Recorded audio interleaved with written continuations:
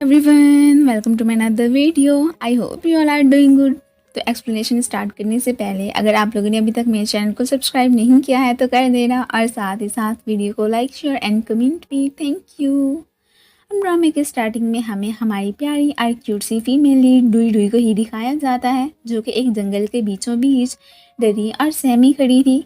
और तभी फिर उसके चार्मिंग प्रिंस की एंट्री होती है, जिसका फेस तो खैर नहीं दिखाया गया, और वो आते ही अपनी प्रिंसेस को यूनिकॉर्न पे बिठा के अपने साथ उड़ा के लेके जाने लगता है, जो कि ये मोमेंट बहुत ही खूबसूरत था। ये सब तो जस्ट डुई डुई का सपना ही था, जो कि क्लास में सो के ही वो देख रही थी। टीचर के बुलाने पे ही हड़बड़ा के उठ बैठती है। अपने तकरीबन वो सारे ही सब्जेक्ट्स में फेल हो चुकी थी, सो यूं अब क्लास में सोने पे भी उसे उनसे काफ़ी सारी डांट पड़ जाती है। वो तो बकायदा अब उसे अपने ऑफिस ही लेके आ गए थे कि पता नहीं तुम्हारा क्या बनेगा, वैसे तुम्हें आर्टिस्ट बनने का शौक है और काम चेक करो अपने, अब हार्ड वर्क करोगी तो ही अपना ड्रीम पूरा कर पाओगी ना। मुझे तो लगता है कि तुम्हें ये साल फिर से रिपीट करना पड़ेगा। पहले जो गाइडेंस प्रोग्राम वाले तुम्हें पढ़ाते थे, इस दफ़ा उन्होंने भी मना कर दिया है, और ये सब जस्टिफाई करने वाला उसी का ही एक जीनियस सीनियर जियांग जू था। उसका नाम सुन के ये भी टीचर को उसे ही अपने लिए ट्यूटर चूज़ करने को बोलती है कि मैं ये रिपीट नहीं करना चाहती, अब की बार पक्का बहुत मेहनत करके पढ़ूंगी। वो भी फिर यहाँ पे सोच में ही पड़ गए थे। खैर ये मन में जियांग जू को बहुत कोसने तो लगती है कि वो कौन होता है जस्टिफाई करने वाला। जियांग यहीं पे अपना रजिस्ट्रेशन फॉर्म सबमिट करवाने आया था। बाहर ही उसकी मुलाकात डुई डुई से हो जाती है। वो पहले तो समझ रही थी कि शायद ये स्टूडेंट भी एग्ज़ाम में मेरी तरह फेल हो गया है, पर वो उसे बताता है कि ऐसा कुछ भी नहीं है। ये फिर उससे जियांग के बारे में ही बात करने लगी थी कि पता नहीं वो मुझे पढ़ाएगा या नहीं। मैं जो अपने सब्जेक्ट्स में फ़ेल हो चुकी हूँ, मुझे ये साल रिपीट नहीं करना। उसे अपना नाम तो नहीं बताता, लेकिन इतना श्योर करवाने लगता है कि डोंट वरी, वो तुम्हें ज़रूर पढ़ाएगा। ये अब होश हो जाती है कि चलो हो सकता है ये उसका कोई जानने वाला हो और वो मेरी बात उससे करेगा।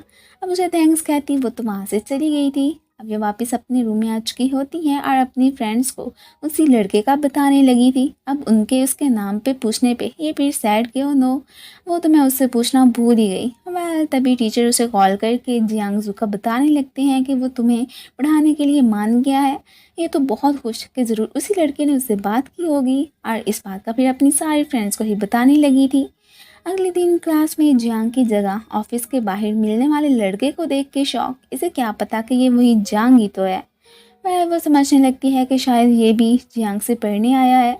अब जब वो इसे खुद से इंट्रोड्यूस करवा के अब स्टडी करने को बोलता है, तो वो तो बहुत ही सरप्राइज रह जाती है कि ये क्या बात हुई, तुमने मुझे पहले बताया क्यों नहीं कि तुम ही जियांग हो। वो इन बातों को छोड़ के बुक्स निकाल के स्टडी पे फोकस करने को कहता है। अगर तुमने ये साल रिपीट नहीं करना तो पढ़ाई तो करनी पड़ेगी। साथ में बड़ा सा भाषण भी दे के उसे अब अपनी लाइफ के बाकी कामों को छोड़ के बस पढ़ने को ही बोलने लगा था। और ये बात इसे ज़रा भी अच्छी नहीं लगती कि मैं ऐसे कैसे अपने रूटीन के काम छोड़ दूँ। अब उसे फ़िलहाल तो कुछ कह के नाराज़ भी नहीं कर सकती थी। अगले सीन में फिर हमें इसे अपने फ्रेंड्स के पास से बैठे दिखाया जाता है। डोंग डे और ये दोनों बहुत ही लड़ते हैं, पर बेस्ट फ्रेंड्स तो हैं ही सही। अभी के लिए इसकी बातें सुने बिना वो तो फिर वहाँ से चला गया था। पीछे से ये फिर अपनी एक और दोस्त को जियांग के बारे में ही बताने लगी थी कि वो भी ऊपर से आ जाता है कि खाने के बाद तो मुझे क्लासरूम में ही दिखनी चाहिए। ये भी कहाँ उसका कहाँ मानने वाली थी। अब पेंटिंग रूम में आ जाती है, जहाँ पे इसी की ड्राइंग्स बनी हुई थी। पर वो जब इसे कॉल करता है तो ये पहले बिल्कुल भी पिक नहीं करती। जब बार बार उसका फ़ोन रिंग कर रहा था तो ये भी फिर तंगी आ जाती है, और फिर फ़ोन उठा के यही झूठ बोलने लगती है कि ओह एक्चुअली में मैं सो गई थी ना, तो क्लास में नहीं आ पाई। पर वो तो इसे ढूंढता हुआ यहाँ पे आ चुका था। नंबर्स तो दोनों ने पहले ही एक्सचेंज कर लिए थे, आखिर को वो उसका टीचर था और ये उसकी स्टूडेंट। अब ये थोड़ा सा एम्बैरस हो जाती है। खैर वो तो इसकी बनाई पेंटिंग से बहुत ही इम्प्रेस हुआ था, जो कि वाकई में अच्छी थी, पर उसे यूं शो करवाता है कि जैसे उसे पसंद ही ना आई हो। ये बेचारी अब उसका लेक्चर सुनने क्लास में आ चुकी थी। इसका मूड भी यहाँ पे बहुत ही बुरा हो गया था। दूसरी तरफ उसकी सारी फ्रेंड्स तो मौज मस्ती करने में बिजी। वापिस आके अब रूम में इसे अफसर देख के हैरान, ये फिर उनसे जियांग की शिकायत ही लगाने लगी थी कि उसकी वजह से मेरी सारी आज़ादियाँ ख़त्म होके रह गई हैं। पर वो इसकी बात पे ध्यान ना दे के इससे उसकी हैंडसमनेस की बात ही करने लगी थी कि सारा सारा दिन तुम उसके साथ ही तो रहती हो, तुम्हारा तो मूड उल्टा अच्छा होना चाहिए, फिर भी बोर होके ही आई हो। ये भी अब फिर यहाँ पे चुप रहना ही बेहतर समझती है।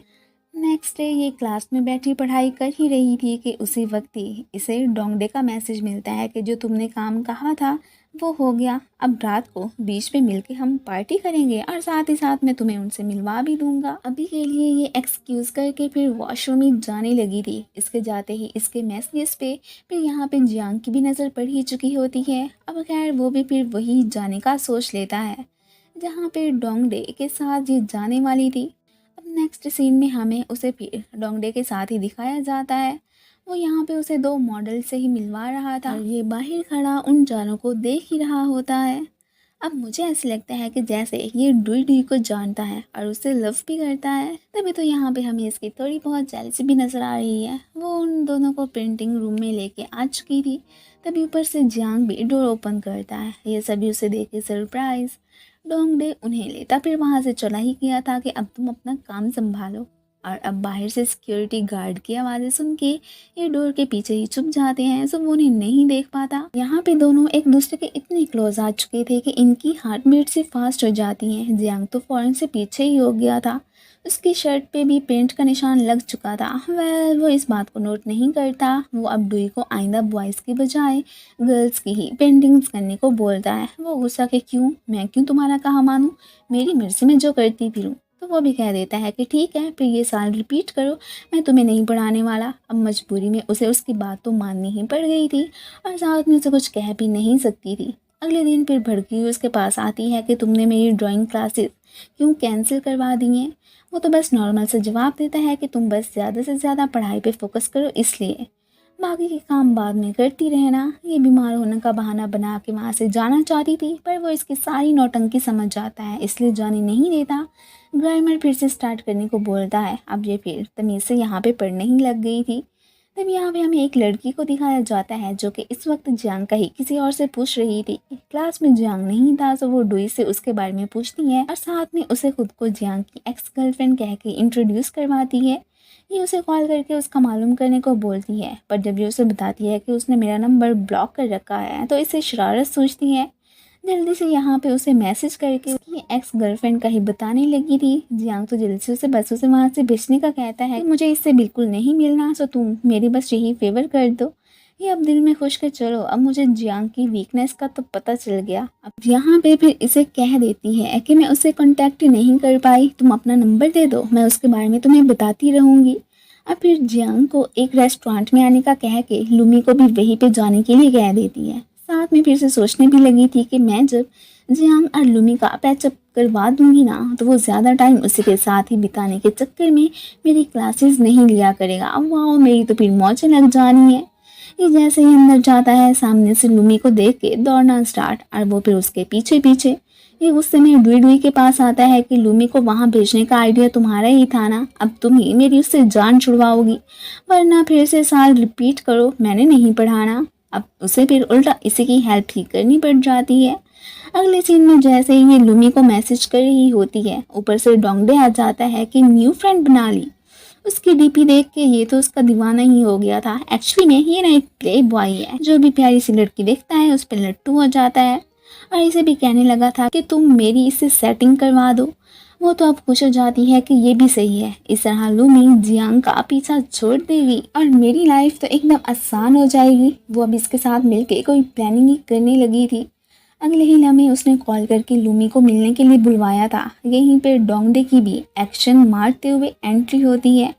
वो अब उसे देख के यही प्रिटेंड करने लगी थी कि जैसे लूमी के सामने उन दोनों फ्रेंड्स की मुलाकात कोइंसिडेंटली हुई हो। और फिर इसी के साथ ही ये पार्ट ख़त्म हो जाता है। Thanks for watching.